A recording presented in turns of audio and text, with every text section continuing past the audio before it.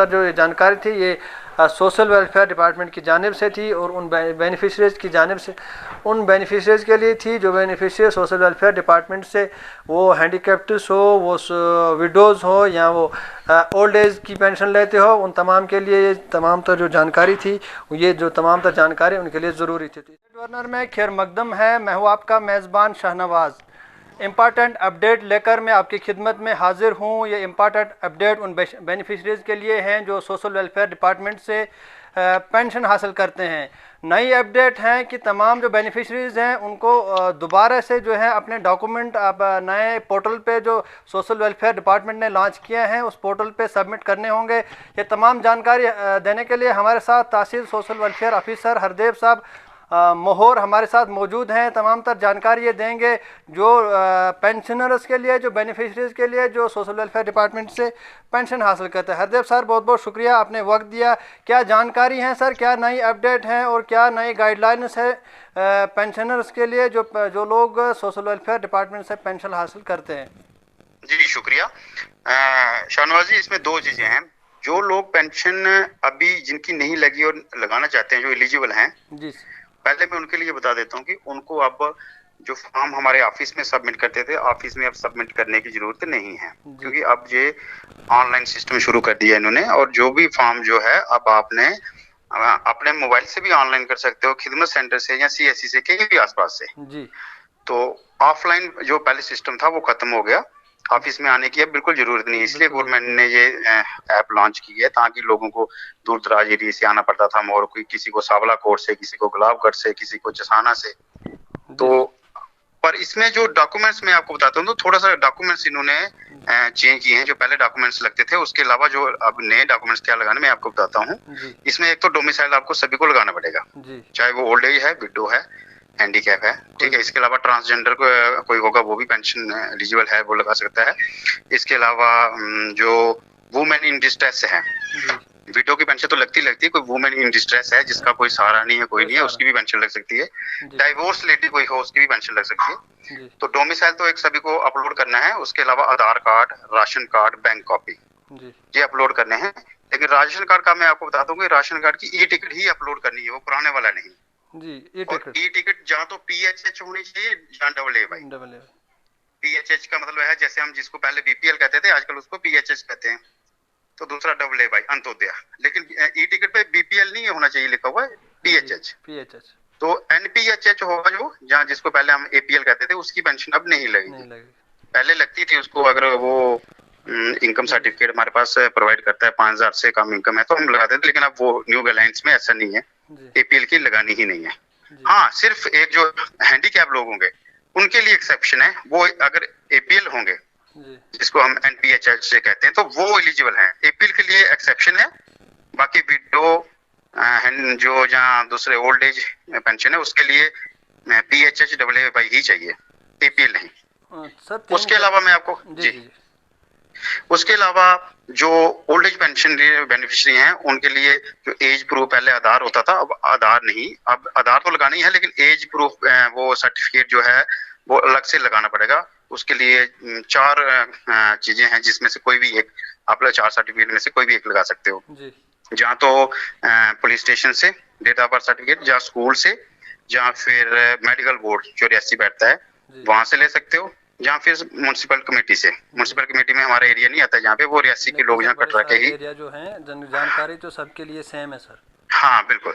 तो ये as proof आपको अपलोड करना ही करना है। उसके अलावा जो विडो होगी तो विडो को ये एक्स्ट्रा एक डेथ सर्टिफिकेट अपलोड करना है। और साथ में हर 3 साल बाद ये अपलोड एक डॉक्यूमेंट्स करना है कि आपने दूसरी शादी नहीं की है। ये है जो अभी हमारे बेनिफिशियरी जिन्होंने अभी पेंशन के लिए अप्लाई नहीं किया है, इन्होंने ऑनलाइन ये करना है।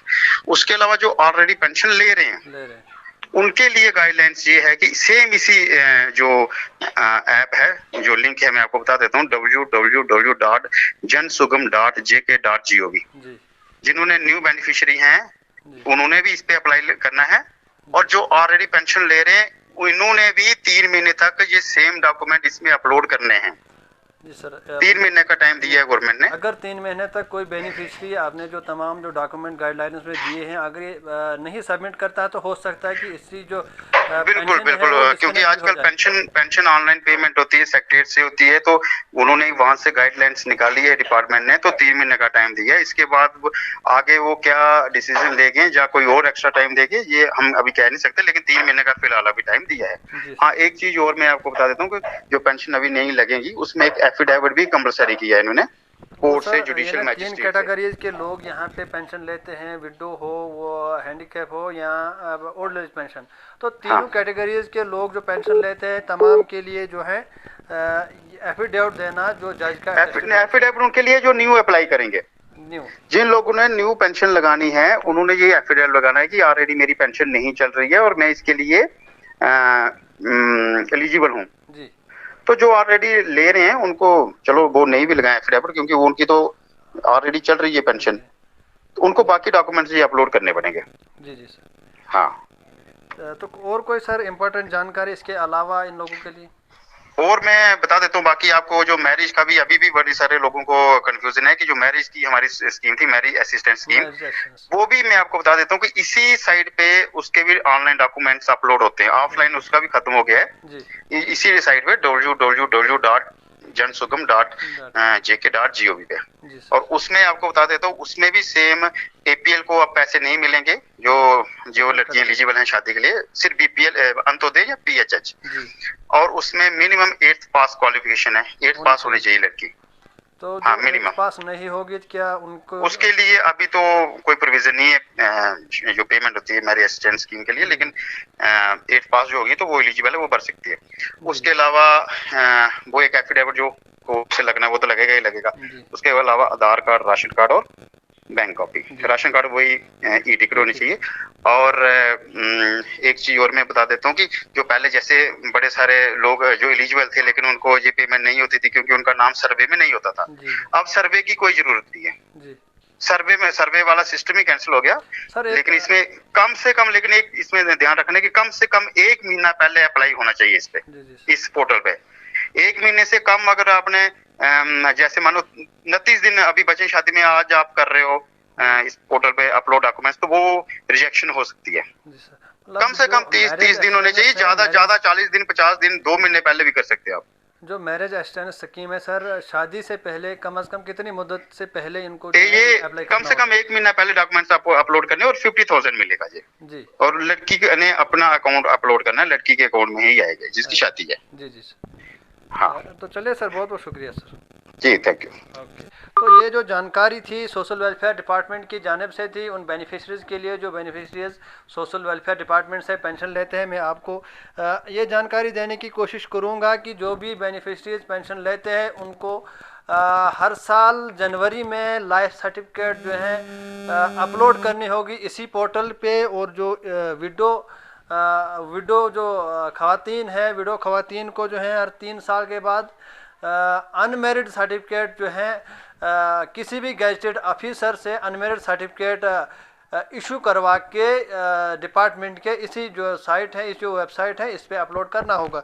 तो हर ये जो तमाम तर जानकारी थी सोशल वेलफेयर डिपार्टमेंट की जानिब से थी। जो नई गाइडलाइंस हैं 2022 की और नए रूल एंड रेगुलेशन हैं और तमाम तर जो अब डॉक्यूमेंट हैं वो वेबसाइट पे अपलोड करने होंगे। किसी भी जो आदमी को, किसी भी बेनिफिशरी को, चाहे वो ऑलरेडी जो है पेंशन लेता हो या कोई नया बेनिफिशरी हो जिसको नई पेंशन लगवानी हो, तो उसको कोई भी ऑफिस जाने की ज़रूरत नहीं है, दफ्तरों के चक्कर काटने की ज़रूरत नहीं है। सबसे बड़ी जो है फ़ायदे की बात यह है, सबसे महत्वपूर्ण बात यह है कि दफ्तरों के चक्कर नहीं काटने। अपने तमाम तर जो डॉक्यूमेंट है उनको कंप्लीट करके आपको एक ही बार जो है साइट पे अपलोड करके किसी भी साइबर कैफ से, किसी भी जो कंप्यूटर की दुकान है या कोई अपने मोबाइल से भी इसको जो है अपलोड कर सकता है अपनी इस साइट पे। ये नहीं कि किसी को आप पैसे दे के किसी दुकान पे अगर कोई जानता है तो किसी मोबाइल वाले से भी, मोबाइल से भी ये जो तमाम तर डॉक्यूमेंट्स इस साइट पे जो है अपलोड हो सकते हैं। तो ये जो जानकारी है, तमाम तर जानकारी उन बेनिफिशरीज़ के लिए उनको 3 मंथ की डेट दी गई है। 3 मंथ के अंदर वो जो दोबारा से अपने तमाम तरह डॉक्यूमेंट है, डोमिसाइल हैं, अपनी बैंक कापी है, आधार कार्ड है, राशन कार्ड है, यानी ई टिकट है, इस तरह के जो तमाम तरह डॉक्यूमेंट्स हैं उनको दोबारा से अपलोड करने होंगे और उसके बाद जो है उनको दोबारा से जो है अपनी पेंशन मिलेगी। हो सकता है इस तरह की भी गाइडलाइंस है कि अगर कोई बेनिफिशरी 3 महीने की आज जो ये इस मुद्दत के बाद यानी जब ये गाइडलाइंस इशू की गई हैं 9 नवंबर को ये ऑर्डर निकला है, 9 नवंबर के बाद 9 नवंबर 2022 के बाद 3 मंथ की मुद्दत दी गई है। 3 मंथ की मुद्दत तक जो है तमाम बेनिफिशरीज ये अपने जो डॉक्यूमेंट है वो सबमिट कर सकते हैं। अगर कोई बेनिफिशरी इससे कासिर रहता है, ये डॉक्यूमेंट नहीं सबमिट करता दोबारा से इस साइट पे, तो हो सकता है उसकी जो पेंशन है वो जो है डिस्कनेक्ट भी हो सकती हैं, कट भी सकती हैं अगर वो अपने डॉक्यूमेंट सबमिट नहीं कर सकता। ये एक वेरिफिकेशन भी है और वेरिफिकेशन के साथ साथ बेनिफिशरीज के लिए सहूलियात भी हैं ताकि दफ्तरों के चक्कर गरीब लोगों को न काटने पड़े। यहाँ कहीं भी जो है ये जो दफ्तरों के चक्कर काटने पड़ते थे तो इसमें इसके साथ साथ जो है कहीं सारी परेशानियों का, कहीं सारी दिक्कतों का जो है लोगों को सामना करना पड़ता था। तो वो जो सामना है, वो जो दिक्कतों का सामना है वो अब ख़त्म हो चुका है। अब तमाम जो डॉक्यूमेंट आप जो सबमिट कंप्लीट करके जो है एक ही बार साइट पे जमा करके अपनी पेंशन हासिल करते थे। ये जो मैं एक बार दोबारा से आपको बताने की कोशिश करूँगा कि तमाम तर जो ये जानकारी थी ये सोशल वेलफेयर डिपार्टमेंट की जानिब से थी और उन बेनिफिशरीज़ की जानिब से उन बेनिफिशरीज़ के लिए थी जो बेनिफिशरी सोशल वेलफेयर डिपार्टमेंट से वो हैंडीकैप्ड्स हो, वो विडोज़ हो या वो ओल्ड एज की पेंशन लेते हो, उन तमाम के लिए ये तमाम तर जो जानकारी थी, ये जो तमाम तर जानकारी उनके लिए ज़रूरी थी। तो इसी के साथ अपने मेज़बान शाहनवाज़ को इजाज़त दीजिए। खुदा हाफिज़।